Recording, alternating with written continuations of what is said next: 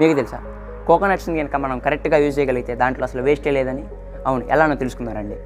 ఒక కొబ్బరి బాండ్ని మనం తీసుకుంటే దాని మీద ఉండే హస్క్, అదే పీచుని మనం రోప్ మ్యానుఫ్యాక్చరింగ్లో వాడతాం. అంతేకాకుండా బెడ్స్, మంచం మీద ఉండే బెడ్స్ను మ్యానుఫ్యాక్చరింగ్లో వాడతాం.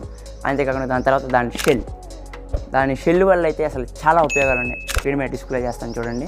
దీన్ని బ్యూటీ ప్రోడక్ట్స్లో వాడతారు, ఎందుకంటే ఇది యాక్టివేటెడ్ చార్కోల్. అంతేకాకుండా ఎయిర్ ప్యూరిఫైయర్స్, వాటర్ ప్యూరిఫైయర్స్లో వీటి ఉపయోగం ఇంకా చాలా ఎక్కువగా జరుగుతుంది. దాని లోపల ఉండే కొబ్బరి, మనకు అందరికీ తెలిసిందే, కొబ్బరి అనేది ఎవరు వేస్ట్ చేయరు. చట్నీలోకో ఇంకా మన ఇంట్లో ఉన్నది చట్నీనే. అది ఒకవేళ అది ఎండబెట్టి దాన్ని ఆయిల్ తీస్తాం, దాన్ని కొబ్బరి పొడిని తీస్తాం, ఇట్లా చాలా రకాలుగా దాన్ని కొబ్బరి వాడతాం. ఇంకా లోపల ఉండే వాటర్ గురించి అయితే మనం చెప్పే పనే లేదు. ఇంచు మనకి ఏ మాత్రం ఒంట్లో బాగుండి లేకపోయినా ఫస్ట్ మనకి డాక్టర్ రికమెండ్ చేసేదైనా, లేదంటే మనం చేసే విషయం ఏంటంటే కొబ్బరి మనం నీళ్ళు తాగటం, కోకోనట్ వాటర్ తాగటం.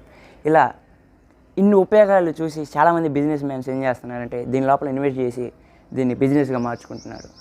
నేను పోతాను అన్నయ్య, నాకు ఇది వద్దు అన్నయ్య, నేను పోతాను అన్నయ్య.